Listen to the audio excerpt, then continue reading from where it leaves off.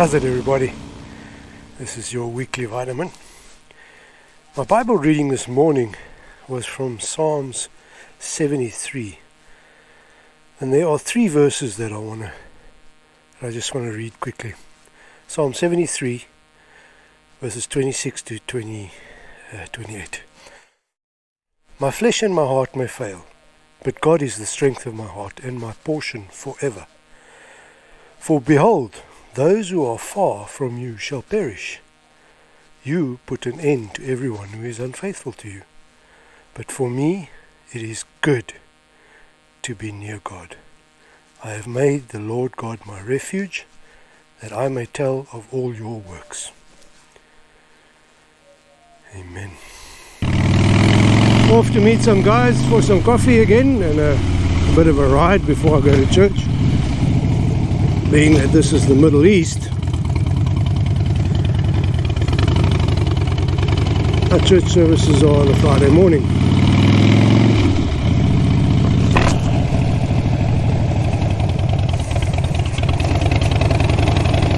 So those three verses that I read this morning really struck me.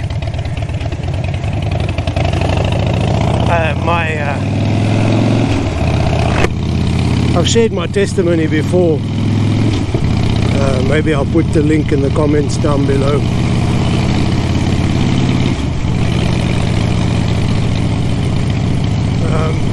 They really struck me this morning because in this life we are always going to have problems. I mean, I have had issues my entire life. All kinds of things, all kinds of challenges.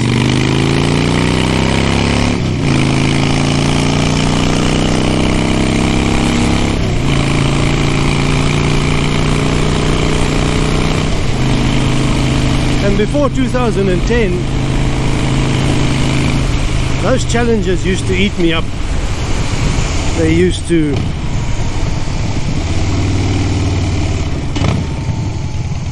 get too much for me.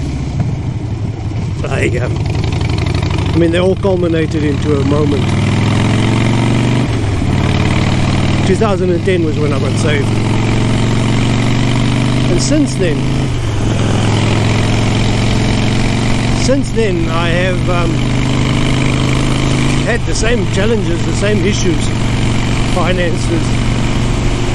In the last 4 or 5 years have been a real struggle to keep the family afloat. But the thing about it is,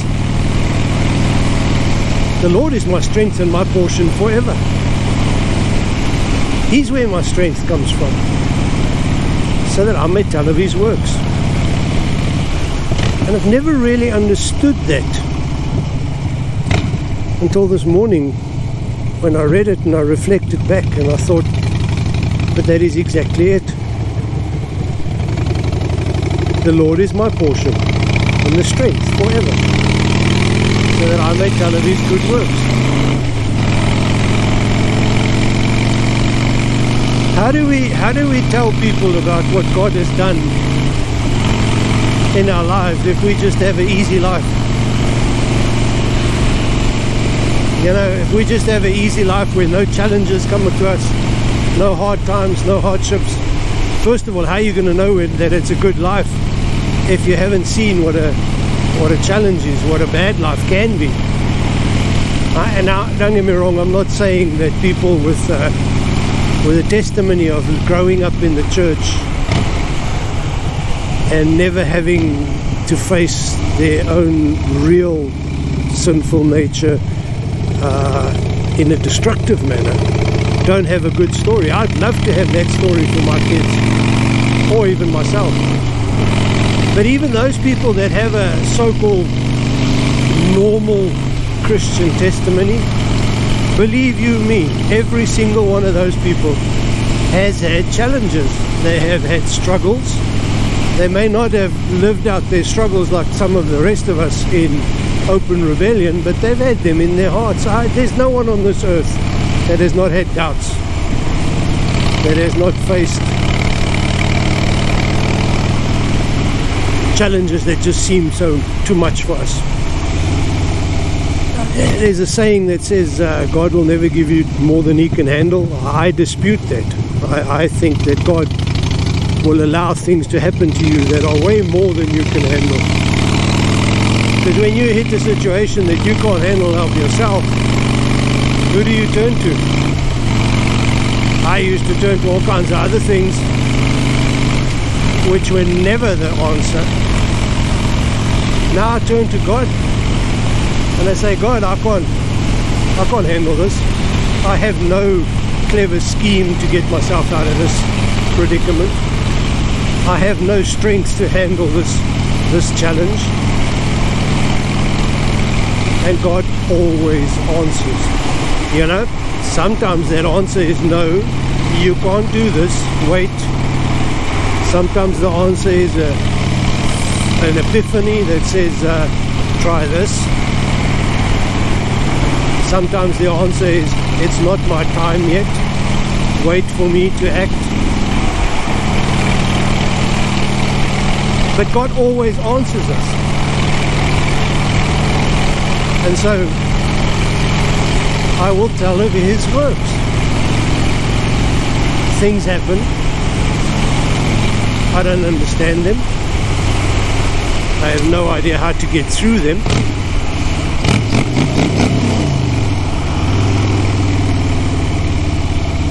God just spoke to me now. I was thinking about what I wanted to say and looking around, and God said, look up. I looked up and there was a car parked in the exit lane of the highway.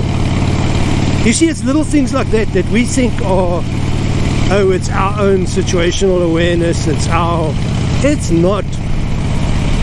God takes care of everything. We dishonor him by taking credit for what he has done.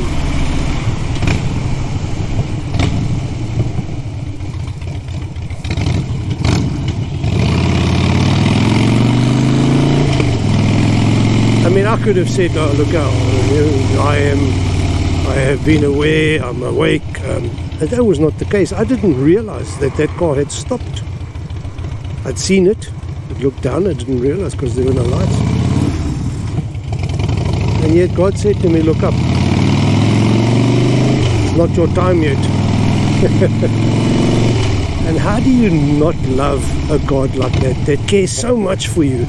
He knows the amount of hairs on your head.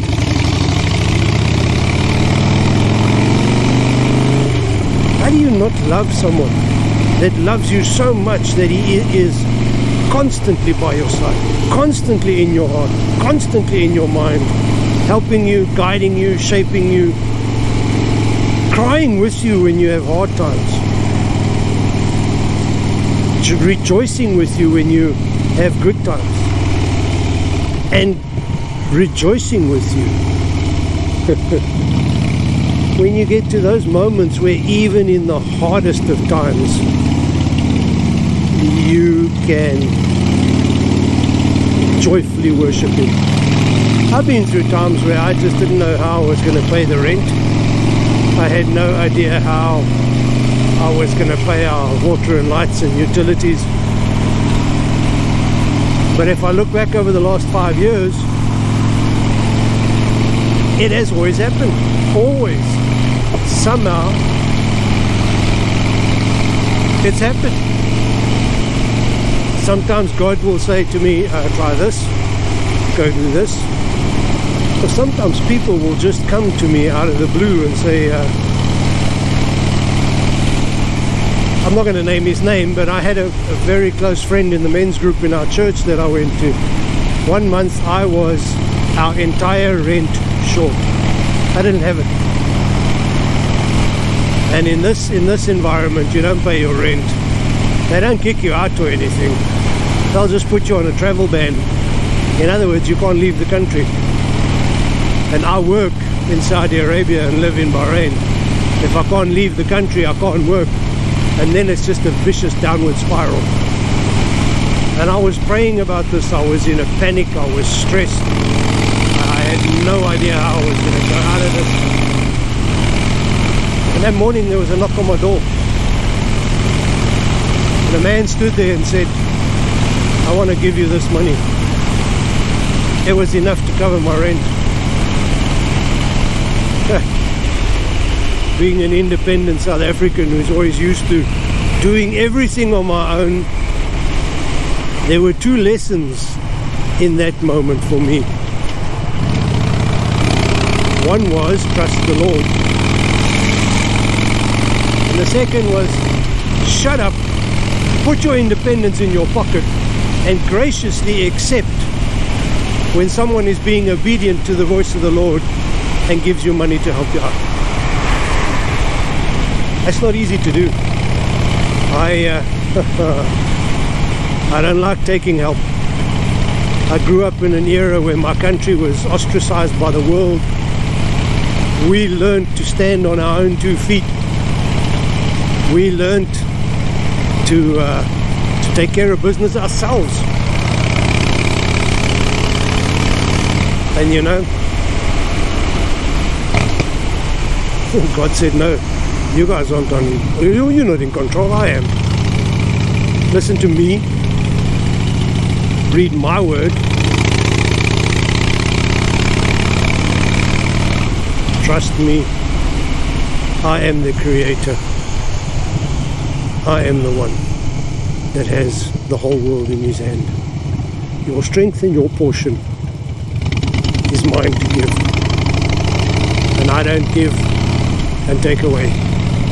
I give exactly what you need.